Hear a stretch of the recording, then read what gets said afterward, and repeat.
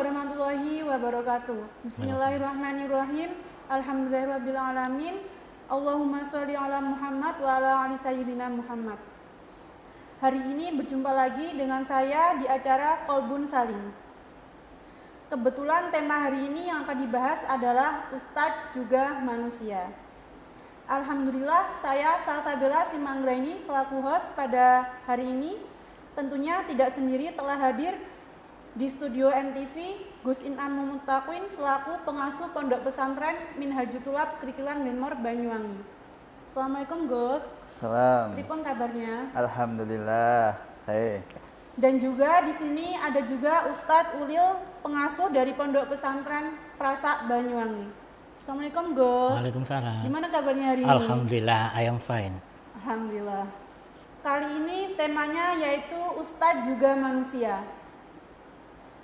Kenapa sih Gus memilih tema ini? Apakah Ustadz juga, kan katanya di sini Ustadz juga manusia, berarti Ustadz juga pernah melakukan kesalahan. Apakah jenengan selaku Ustadz sendiri pernah melakukan kesalahan layaknya manusia biasanya? Jadi begini, Nabi saja menyatakan bahwa beliau adalah manusia. Didawuhaken, Kul innama ana basyarum mislukum. Katakan bahwasanya saya ini adalah manusia seperti kalian semuanya. Maka di sini Nabi menyatakan bahwa beliau juga manusia meskipun bukan selayaknya manusia pada umumnya. Nah, apalagi kita yang bainas sama wasumul bor, sangat jauh dengan tingkatannya dengan Nabi. Tentunya kita juga manusia, derajatnya jauh sekali. Maka dari itu, kalau bedanya Nabi itu sedikit-sedikit tidur, kalau kita itu sedikit-sedikit tidur, Nabi tidurnya sedikit. Kalau Nabi itu sedikit-sedikit ibadah, kita ibadahnya sedikit. Nah, manusia tentunya tempatnya salah dan lupa. Kalau Nabi memang dinyatakan maksum, terbebas dari segala kesalahan. Kalau kita ini manusia biasa, tentunya banyak sekali hilaf dan kesalahan. Maka di sini apabila Ustadz kok dinyatakan makhluk yang beda dengan yang lain, tentunya sangat salah. Ustadz juga punya sisi kemanusiaan. Maka Ustadz juga manusia. Nah, dilanjut penjabaran atau pendapat dari Gus Uril sendiri itu gimana sih yang dimaksud Ustadz juga manusia? Ketika saya mengambil dari Gus Inam tadi masalah Kanjeng Nabi, saya teringat di salah satu bait dari di bait atau Basar kal Basar. Manusia tetapi bukan seperti manusia biasa. Maksudnya manusia itu apa? Kanjeng Nabi itu manusiawi banget. Kanjeng Nabi dia butuh makan, butuh minum, butuh nikah dan sebagainya. Bahkan Nabi pun pernah depresi. Nabi pun pernah masa kehilangan. Berarti itu sifat manusiawi. Dia seorang nabi. Itu sebagai manusia, sebagai sifat basyari atau sifat kemanusiaan. Apalagi kita, nabi bukan, rasul bukan, wali bukan. Tentu lebih banyak alpanya daripada ingatnya. Kita itu tidur, itu pasti lupa. Kalau nabi, enggak. Beliau tuh makanya ketika nabi itu ketika selesai tidur, beliau sholat masih aman. Kalau kita setelah tidur kok sholat, berarti kita pelanggaran. Kenapa? Karena kita itu ketika tidur pasti otomatis hilang semua akal kita. Maka kita harus wudu lagi. Kalau Nabi tidak usah. Karena itu sebuah sifat taksis atau sifat khusus Nabi yang tidak dimiliki oleh orang lain. Meskipun beliau manusia. Tapi manusia bukan manusia biasa dalam segi ketakwaannya. Makanya kita membahas Nabi, sifat manusiawi contohnya. Nabi itu pernah sangat sedih ketika ditinggal Sayyidah Khadijah meninggal. Belum lama pamannya Abu Thalib meninggal yang sangat menjaga beliau dari salah seorang kafir. Akhirnya apa? Oleh Allah diberikan sesuatu istilah untuk menyenangkan hati beliau apa? Di Isra Mi'rajkan. Ini apa? Ini sebuah tanda bahwa Nabi itu juga sedih. Ketika kita membahas kemanusiaan Nabi, banyak yang kita bahas tentang kemanusiaannya seorang Nabi.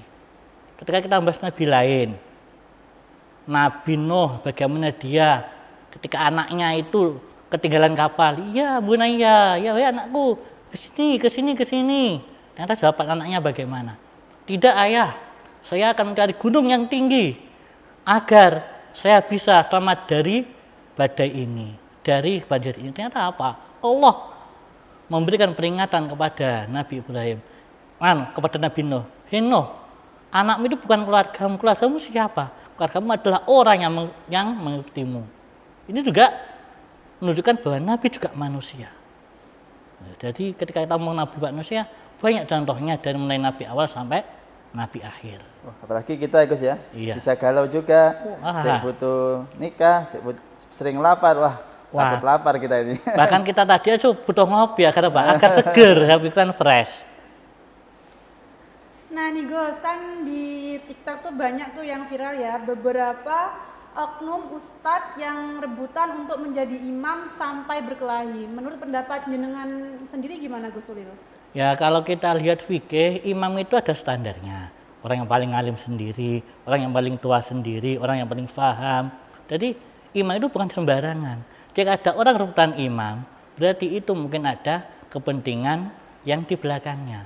Anggap aja ada udang di balik rempeyek. Pasti punya kepentingan. Kemarin saya juga lihat di TikTok itu, ternyata apa?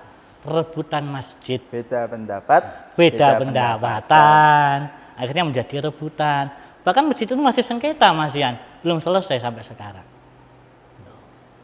Baik, untuk pendapat Gus Inam sendiri gimana mengatasi masalah yang viral. sampai berkelahi itu Gus? Ya itu, mestinya ini sama-sama berlomba-lomba dalam kebaikan, malah rebutan kapling surga. Jadi seperti yang disampaikan tadi oleh Gus Ulil, agama sudah memiliki standar siapa yang menjadi imam, siapa. Disebutkan aqra'uhum lil kitabillah, yang paling fasih atau yang paling alim, yang paling banyak luas pengetahuannya tentang Quran, maka dia yang lebih pantas menjadi imam. Jadi ketika ada dua orang mau sholat jamaah, tentunya satu masing-masing ini punya cerminan sendiri, saya kapasitasnya seperti apa. Ketika merasa yang sampingnya atau yang lainnya itu lebih alim, dia akan mempersilahkan lebih dulu. Kalau kita kan jangan lawan Gus, sampai gak jadi rebutan, gak ada kasihan untuk jadi imam. Tapi ada satu di lanjutannya, jangan memasuki area kampungnya orang atau masjidnya orang, jangan sosok jadi imam, mentang-mentang alim ngerebut imam yang ada di daerah situ, kecuali illa bi'idnihi, kecuali sudah diizinkan oleh imam setempat. Itu salah satu bentuk ustadz juga manusia.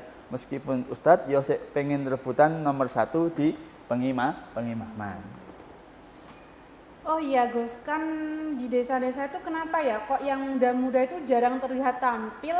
Apa dimonopoli kalangan yang lebih tua atau gimana ya Gus menurut pendapat Gus Inam? Jadi senioritas di lahan-lahan dakwah ini sudah mendarah daging. Banyak orang-orang yang sepuh merasa lebih mengenyam asam manis kehidupan lebih lama dari yang muda-muda, sering memonopoli area-area lahan dakwah itu. Bahkan membuat aturan-aturan masjid itu seakan-akan tidak ramah anak, musola tidak ramah anak lari-lari di masjid dimarahi, diusir. Anak siapa ini kok lari-lari di masjid? Sehingga ketika anak-anak kecil ini dilarang ke masjid, dipersulit di masjid, maka jangan heran 10 atau 20 tahun lagi anak cucu kita gak ada yang di masjid. Maka anak-anak lulusan pondok yang masih muda nih, monggo kasih ruang, kasih kesempatan, mulai dari hal-hal yang simpel-simpel, azan, pujian, qomat, nanti dan lain sebagainya, agar bisa mengisi ruang-ruang lahan dakwah itu. Baik, untuk pendapat Gus Ulil sendiri bagaimana? Kalau saya melihat fenomena yang sudah banyak umum terjadi di luar. Anak muda kita bukannya di masjid, bahkan di musola rata-rata orang-orang tua, orang sepuh yang jadi imamnya di takmirnya, jarang ada anak muda dimasukkan ke takmiran. Dan yang masuk, dia hanya bagian apa? Bagian pemuda masjid remas yang tidak punya kekuasaan apa-apa. Akhirnya ya tuh tidak ada perkembangan signifikan. Yang ada hanya omplong. Hanya pendapatan masjid segini tapi tidak ada pengembangan. Dan rata-rata memang kita lihat masjid bukannya tidak ramah anak sekarang, tapi masjid tidak ramah pada pemuda. Sekarang di mana sih kita lihat masjid yang punya tempat untuk kreasi pemuda? Tidak ada. Makanya sekarang masjid itu butuh. Saya diinspirasi, saya pernah lihat di sebuah media, karena masjid itu menyediakan wifi buat lingkungannya. Akhirnya apa, anak mudanya wifi yang di situ main game PUBG, game FF, dia kan lama-lama mabar. Setelah itu apa? Masa ketika ada orang sholat dia nggak malu? Kan lama-lama malu sendiri. Akhirnya dia mesti akan ikut ke masjid. Jadi apa? Memang perlu pendekatan ke anak muda, perlu. Jadi masjid itu jangan sampai hanya menjadi monoton kalangan tua saja. Sekarang kan tua nggak ada, masjidnya besar megah, siapa yang mau memegangnya? Kan ya otomatis yang muda. Baik Gus, pembahasan kita akan lanjutkan setelah pariwara atau jeda berikut ini.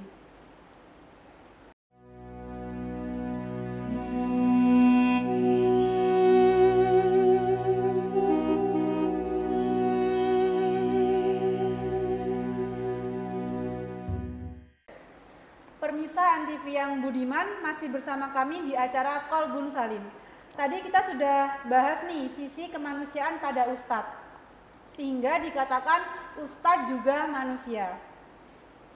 Pada segmen yang kedua ini, saya ingin mempertanyakan pertanyaan kepada Gus Inam terlebih dahulu. Bolehkah seorang Ustadz melakukan aktivitas sebagaimana umumnya manusia? Jadi seperti yang disampaikan pada segmen pertama, segala hal yang boleh dilakukan manusia pada umumnya tentunya juga boleh dilakukan Ustadz. Sehingga jangan batasi ruang gerak Ustadz tidak boleh beginilah, Ustadz tidak boleh begitulah. Maka bebas asalkan tidak melanggar aturan dan syariat. Mungkin pendapat Gus Ulil apakah sama atau berbeda dari Gus Inam? Kalau saya sangat sama. Ketika kita lihat di kaidah fikih, sesuatu itu selama tidak ada dalil yang melarangnya maka boleh. Dan segala sesuatu jika ada yang melarangnya maka tidak boleh. Jadi apa? Seorang ustaz juga manusiawi, dia juga manusia, dia punya anak istri, istrinya ya sekali-kali pengen body skincare atau beli apa, anaknya pengen main-main, dia juga kan butuh uang. Makanya kenapa para ulama dulu juga terkenal dengan sebutan dagangnya. Contohnya salah satu ulama besar, Imam Al-Mawardi. Beliau apa? Kenapa cuma Al-Mawardi? Karena beliau itu dagang air mawar, disebut Al-Mawardi dan sebagainya banyak. Jadi ketika kita membahas ulama-ulama, kitab-kitab ulama kuno, ternyata beliau juga jualan kitabnya juga. Jualan kitabnya, dia jualan, bahkan ada yang jualan kebutuhan sehari-hari. Bahkan di Tarim itu rata-rata yang jualan itu juga cowok-cowok, yang jualan juga para ulama-ulama. Jadi seorang ustadz itu dia dibutuhkan tanggung jawabnya juga. Karena apa? Karena rezeki itu tidak langsung turun. Kalau langsung turun itu namanya sulapan. Pasti membutuhkan ikhtiar. Nah, kita sebagai manusia harus berikhtiar agar mendapatkan rezeki itu. Karena kita juga manusia. Kita juga punya kebutuhan banyak. Apakah seorang ustadz boleh belanja di pasar, Gus? Jadi ada dalil di Al-Quran, Bismillahirrahmanirrahim. Wa ma arsalna qablaka minal mursalina illa innahum layakuluna ta'ama wa yamsuna fil aswaqi. Dan tidaklah kami utus para rasul sebelum kamu ya Muhammad kecuali bahwasanya mereka itu juga makan dan juga berjalan-jalan di pasar. Jadi rasul-rasul saja ditemukan jalan di pasar boleh, apalagi kita ustaz, ya enggak masalah lah. Apalagi nganter anak istri belanja, ini adalah tanggung jawabnya seorang suami kepada keluarganya. Maka jalan-jalan di pasar ya lumrah saja, asalkan beli. Kalau nggak bayar ya susah nih. Kalau menurut Gus Ulil sendiri gimana? Kalau saya memang seharusnya kayak gitu. Karena memang ustadz juga manusia, ustadz juga butuh healing. Jadi kita ke pasar nggak masalah. Yang penting juga bawa uang yang cukup. Kayak gitu. Jadi mau ke pasar, mau kemana, mau ke supermarket, monggo. Mau ke minimarket, monggo. Mau ke pasar tradisional, monggo. Wong kita juga, istri juga kadang-kadang lebih nyaman ketika suaminya yang mengantarkan untuk belanja dibanding orang lain. Itu. Nah di sini berarti kan Ustadz boleh berpariwisata ya Gus, atau healing-healing liburan Boleh. manusia pada umumnya gitu? Boleh, sangat boleh. Bahkan kita sendiri kadang-kadang butuh healing juga. Kadang kita mau ke pantai A, pantai B, pantai C, itulah healing kita. Kadang kita harus ke warkop, itu healing. Jadi Ustadz juga punya tanda stres. Dia banyak pikiran, memikirkan anaknya tetangga, memikirkan anaknya sendiri. Makanya dia butuh stres untuk bagian meredakan stres tersebut. Nah kalau untuk Gus Inam sendiri itu gimana? Apakah sering healing-healing dengan keluarga atau hanya menonton pengajian atau gimana Gus? Allah sudah memerintahkan siru fil ard fangduru kaifa bada al khalqi. Jadi berjalanlah kamu di muka bumi ini, keliling-kelilinglah, nikmati alam ini. Kalau bisa seluruh pucuk bumi ini datang agar kita tahu bagaimana Allah menciptakan alam semesta ini. Makanya Imam Ali tahu orang yang sering wisata itu seperti orang mukimin. Jadi orang yang punya sense of tourism itu meskipun di negaranya orang itu kayak penduduknya sendiri karena dia ya punya budget untuk wisata itu. Tapi kalau orang yang nggak pernah wisata itu meskipun di rumahnya sendiri kayak orang asing. Banyak loh orang-orang di pegunungan Bali tidak tahu pantai Bali karena dia nggak ada tujuan atau kepinginan untuk wisata tersebut. Padahal dia ada di surganya wisata. Bahkan Bali ini kayak wisata. Sekarang Banyuwangi juga ada banyak orang pucuknya Gunung Sanggar itu nggak pernah ke pantai Pulau Merah, ada loh. Karena merasa dia nggak punya tujuan untuk ke pantai tersebut, nggak ada tujuan untuk berwisata. Padahal kalau diniati untuk healing, sungguh subhanallah. Nah nih Gus, sekarang kan layaknya rame-ramenya pemilu nih Gus ya. Apakah seorang ustadz itu boleh terjun ke dunia politik atau gimana? Nah ini gak ada kelingan Gus. Karena double biro. Kelingan, gak jadi. Jadi dahulunya Imam Ali itu kezaliman itu akan selalu ada. Bukan karena banyaknya orang jahat, tapi karena diamnya orang baik. Maka para ulama, para dai asalkan mampu dan tidak mengganggu tanggung jawab yang sudah ada, monggo terjun, nggak masalah. Karena apa? Ketika ada kemungkaran, rubahlah dengan tangan kita. Kalau nggak bisa dengan lisan kita, kalau nggak bisa dengan hati kita. Maka untuk merubah kemungkaran itu dengan tangan kita, tentunya kita harus jadi orang yang powerful.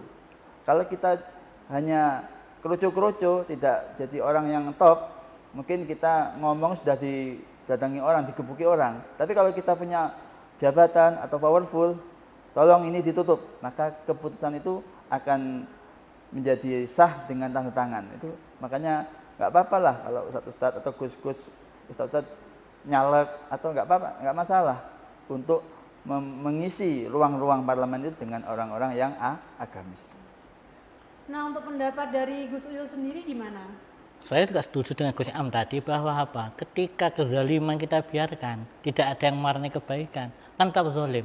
Makanya harus ada orang-orang yang terjun dari kalangan kita untuk terjun ke medan tempur itu. Baik jadi anggota legislatif, maupun jadi eksekutif, monggo. Yang mempunyai kemampuan dan dia memang mampu, bukan hanya sekedar. Jadi dia mampu mengelola pesantrennya atau TPG-nya juga mampu mengelola politiknya. Ketika dia mampu, monggo. Tapi rata-rata setiap orang itu mempunyai kemampuan masing-masing. Tidak ada yang full politik sama full mondok, enggak. Rata-rata harus memilih salah satu. Jadi sebaiknya yang punya sense of politik, monggo maju ke politik. Yang punya sense of pendidikan, knowledge, yes di pondok. Jadi kita bagi tugas agar apa? Semuanya tetap terkondisikan. Karena kalau nggak ada orang baik di politik, ya akhirnya tetap kayak gitu juga. Kita lihat para sahabat, semuanya politikus. Semua ahli politik, dari Sayyidina Abu Bakar, Umar, Utsman, Ali, dan semua orang politik. Karena apa? Agama jika tidak dibandingkan politik, rusak. Mengapa? Akhirnya kita sulit untuk mengembangkan agama kita. Mengapa di Indonesia Islam kok bisa jaya? Kenapa? Ada unsur politik. Ketika kita belajar sejarah mulai zaman Wali Songo, terus zaman-zaman setelahnya sampai zaman sekarang, jika tidak ada unsur politik, rusak. Pancasila adalah salah satu hasil dari politik keagamaan kita. Salah satu yang menjadi dasar kita. Nah, kalau tadi kata Gus Uril kan Ustadz kan boleh healing-healing, boleh terjun ke dunia politik. Apakah di sini Ustadz bisa mengurusi urusan rumah tangga atau cuma kewajiban seorang istri saja? Kewajiban rumah itu, bersih rumah sebenarnya ketika kita lihat di referensi kitab klasik adalah kewajiban seorang laki-laki. Perempuan itu sebenarnya kalau dalam bahasa apa? Maca, mana, dan juga di kasur.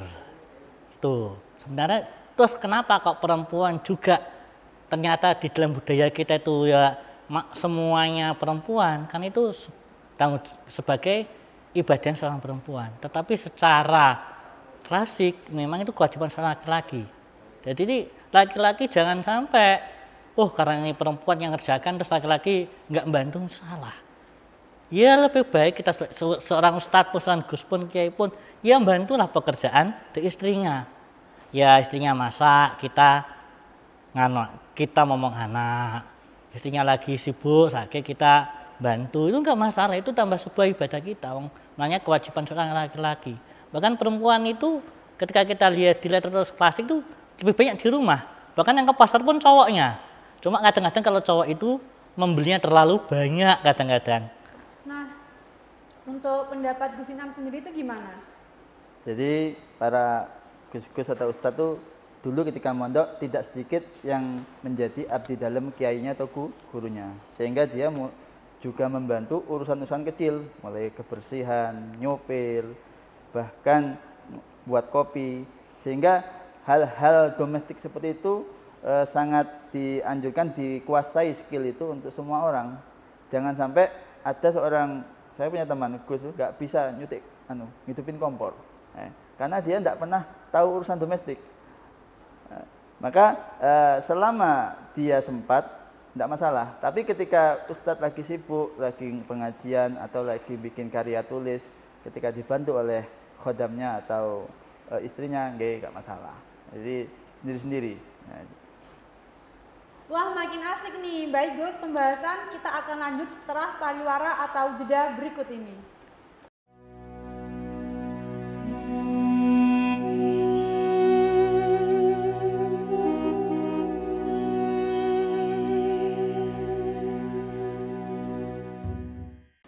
Pemirsa NTV yang budiman, masih bersama kami di acara Kolbun Salim.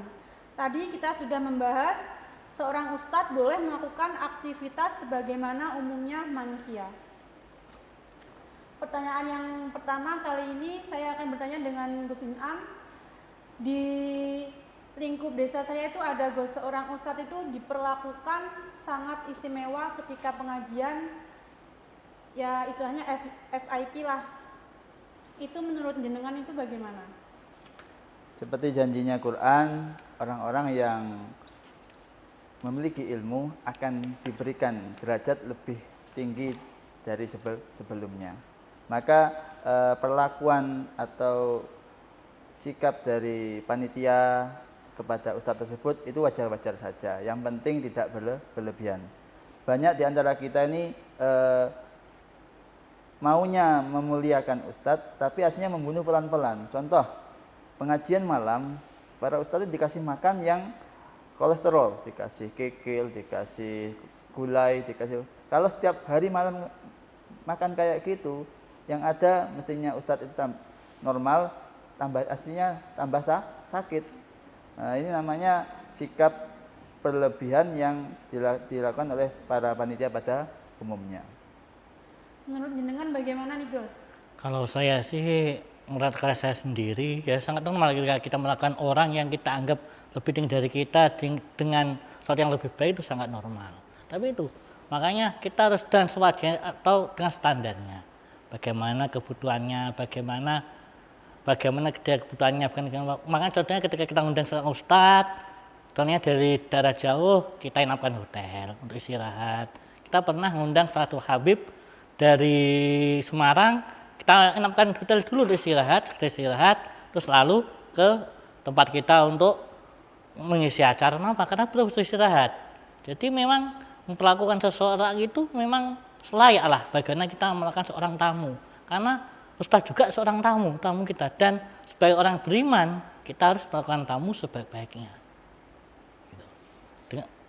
Nah di sini tuh juga ada tetangga saya tuh yang ustadz, ketika dia tidak disebutkan gelarnya, dia itu kayak langsung pergi gitu. Itu menurut jenengan tuh bagaimana? Ya kalau bagi saya itu sangat kurang maklum lah. Ya kita ustadz itu kan sebuah gelar dari masyarakat, bukan kita yang meminta. Berarti kalau kita meminta, kalau disebut gelarnya dia datang, kalau enggak berarti kan dia menyebut, dia mengustatkan dirinya sendiri, bukan dia karena dihormati oleh masyarakatnya. Akhirnya nanti lama-lama dia akan hilang sendiri. Karena apa? Karena di dunia ini ada hukum alam. Nanti pasti dia akan hilang. Dia saja akan hilang. Dia akan tidak, masyarakat akhirnya menghindari dirinya. Tambah dari cemoohan itu yang tambah jelek. Kalau menurut Gus Inam sendiri gimana mengenai julukan si paling ustadz? Jadi segala sesuatu itu pasti dimulai dari niatnya. Jadi dulu ketika mau mondok atau belajar atau kuliah, bahkan mau naik haji, ditata dulu niatnya. Saya mau mondok, ketika diberikan kelancaran ilmu, saya mau mengamalkan ilmu, menyebarkan ilmu. Itu saja niatnya. Jangan sampai niat saya mau dipanggil ustadz atau kiai. Ketika haji, diniatkan untuk menyempurnakan rukun Islam yang kelima. Jangan sampai ketika selesai haji, nggak dipanggil Pak Haji, marah. Capek-capek mondok, kitabnya selemari, ketika dipanggil nama saja tanpa ada gelar ustadz, marah. Padahal seluruh gelar akademis, seluruh gelar usaha kita nanti akan lenyap ketika sudah nafas yang terakhir. Gelarnya ganti almarhum. Jadi gelar-gelar yang kayak gitu itu yang diberikan di dunia ini biasa sajalah. Jadi nggak usah terlalu diambil hati. Ketika dipanggil nggak, alhamdulillah. Nggak dipanggil ya sudah. Kan toh MC juga menyebutkan kepada ustadz-ustadz yang lain yang tidak bisa saya sebutkan satu persatu tanpa mengurangi rasa hormat. Jadi wajar sajalah.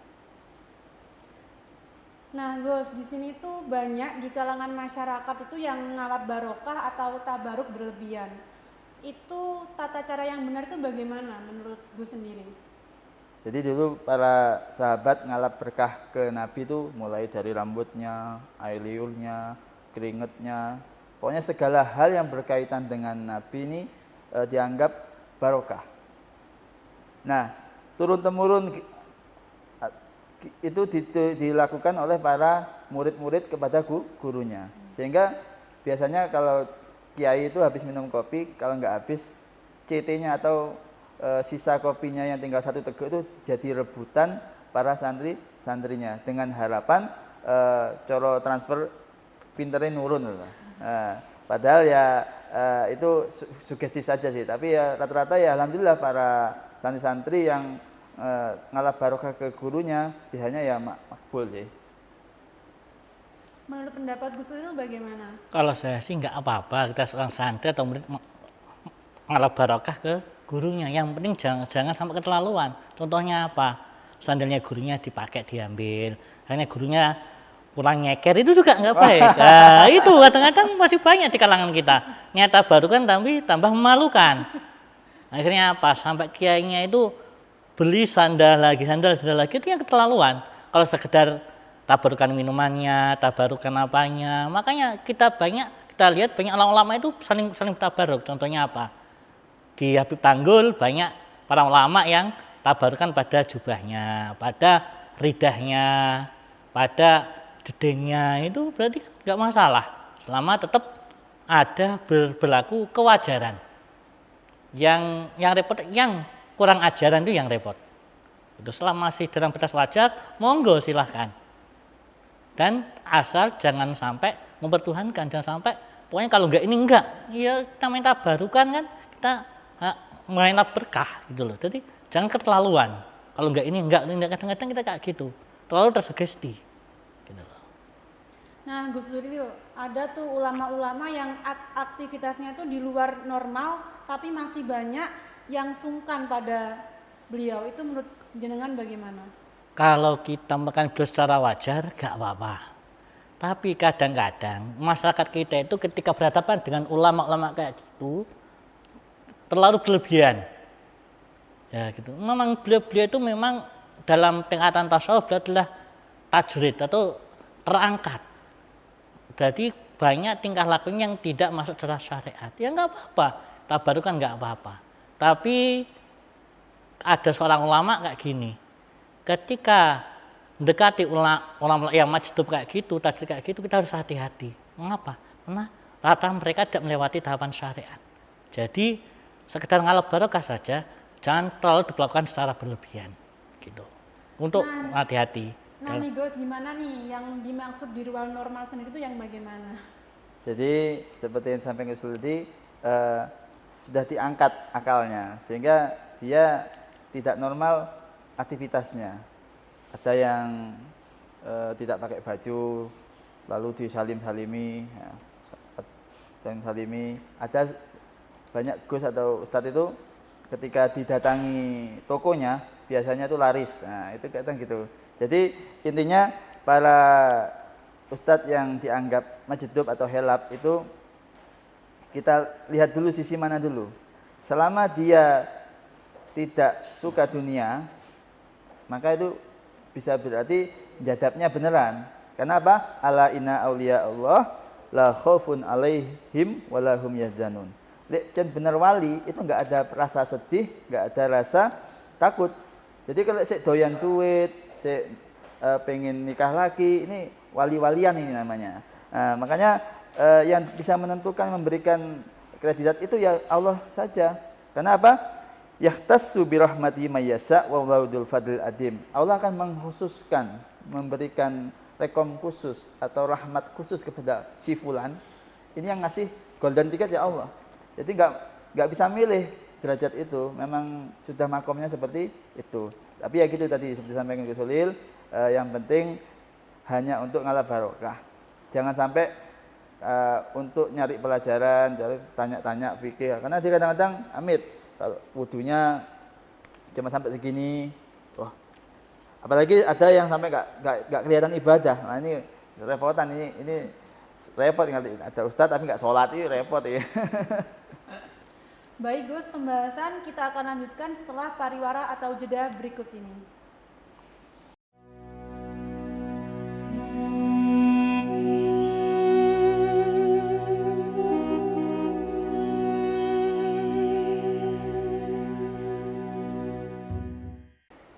Permisa MTV yang berbahagia, masih bersama kami di acara Qalbun Salim. Tadi kita sudah membahas mengenai permasalahan yang gila gelar.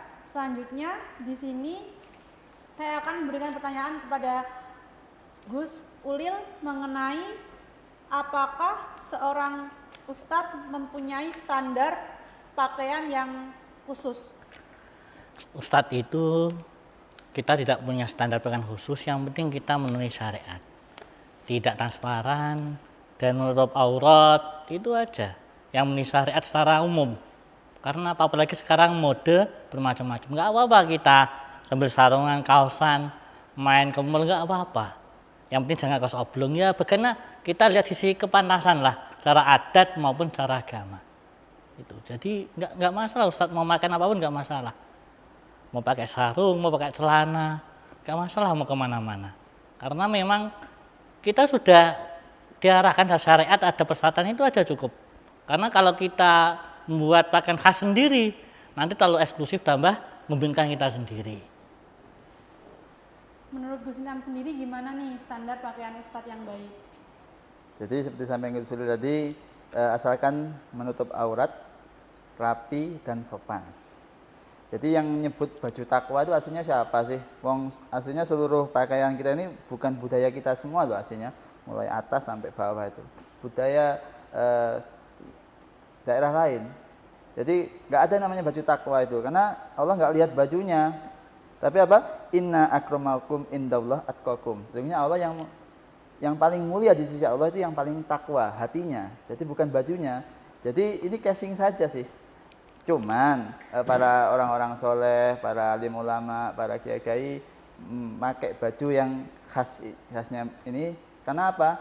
Contoh pakai baju putih, polos. Untuk apa? Supaya kalau ngimami tidak mengganggu kekhusukannya jamaah yang di belakangnya. Coba kalau kita pakai jaket, kalau ada tulisan-tulisannya, ada gambar-gambarnya yang itu melanggar syariat juga. Apalagi gambar makhluk hidup. Tulisan-tulisan saja itu bisa mengganggu konsentrasi yang di belakang. Masa ngimami Allahu Akbar, belakangnya ada tulisannya. Yang imamnya makmumnya lihat dari belakang. Gimana itu?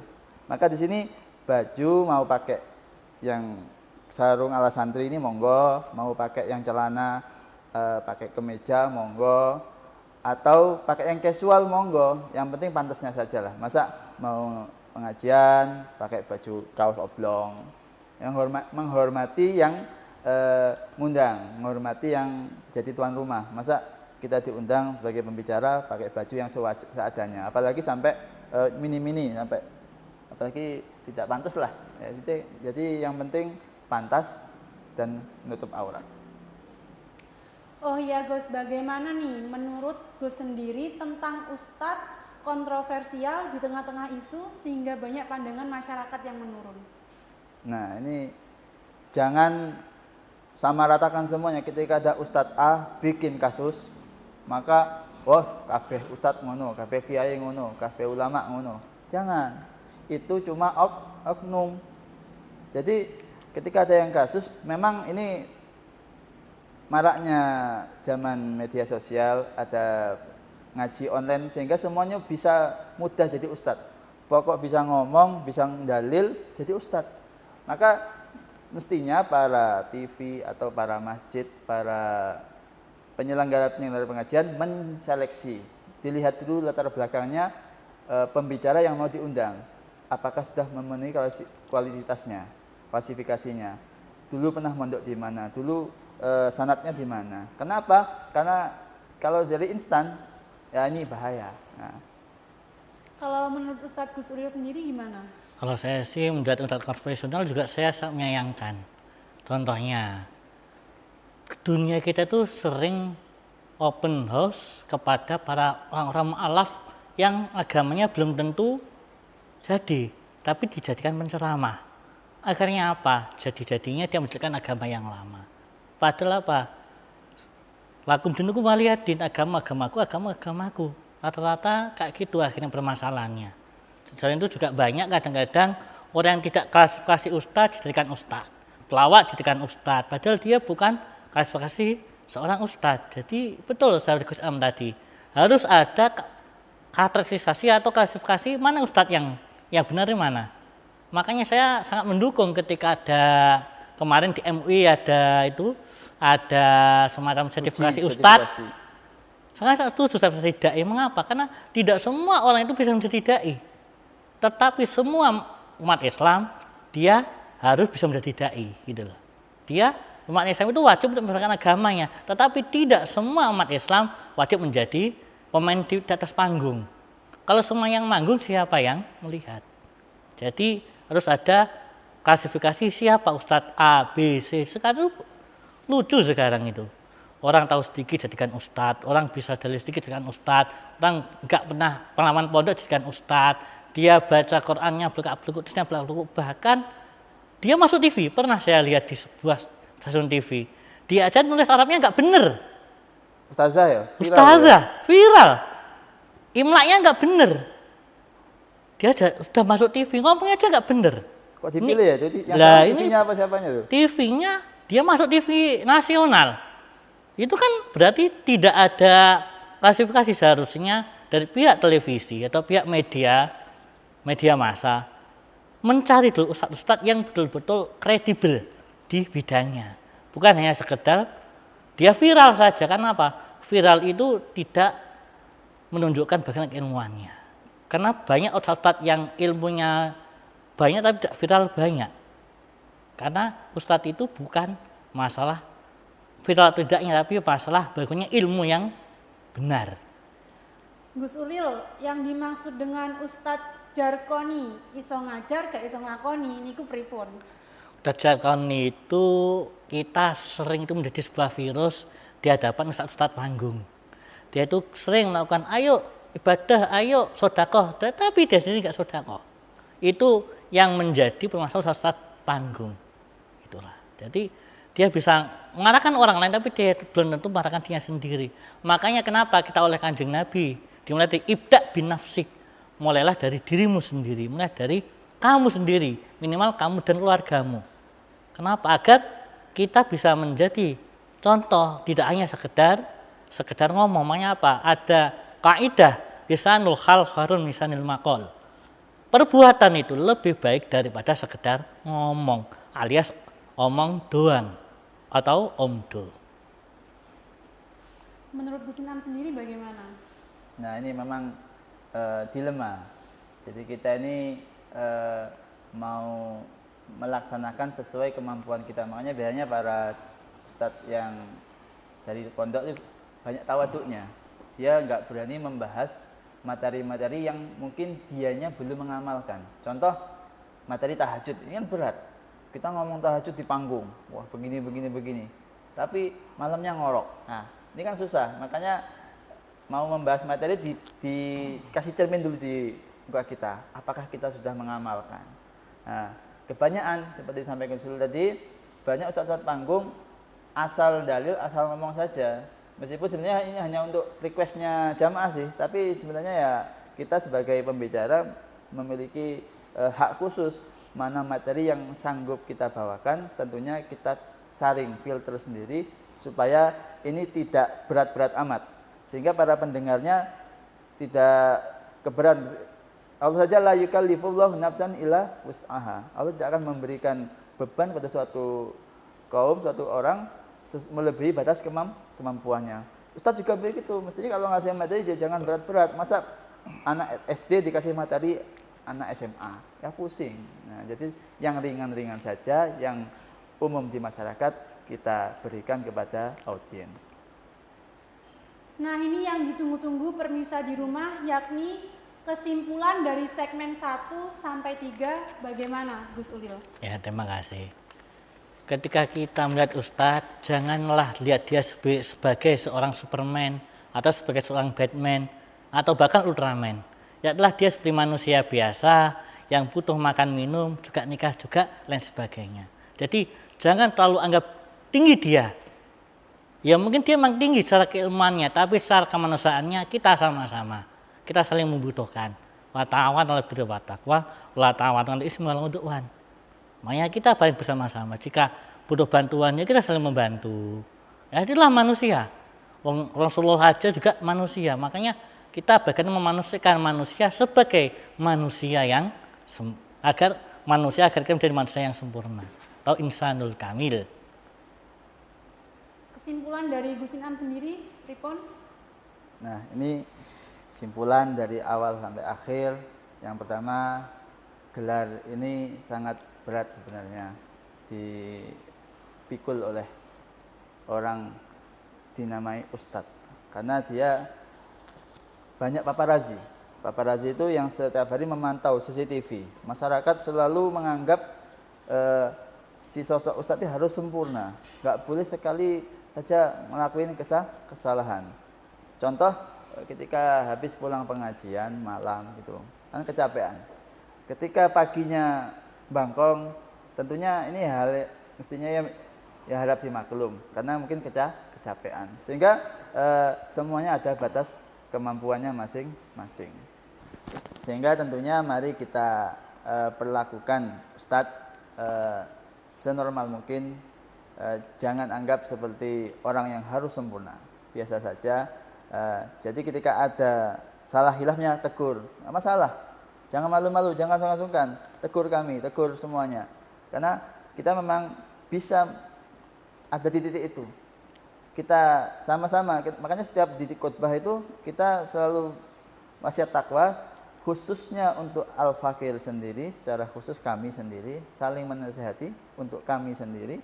dan umumnya untuk para jamaah. Sehingga konsepnya ketika kita ngaji selalu ini untuk cambuk itu, ngaji itu kayak cambuk. Cambuknya ya untuk kita sendiri juga untuk para jamaah. Sekali lagi, Ustadz juga manusia, harap maklum ketika ada salah dan khilafnya. Terima kasih kepada Gus Uril dan juga Gus Inam. Baik permisa, waktu juga yang memisahkan kita. Semoga bermanfaat. Akhirul kalam. Wassalamualaikum warahmatullahi wabarakatuh. Waalaikumsalam.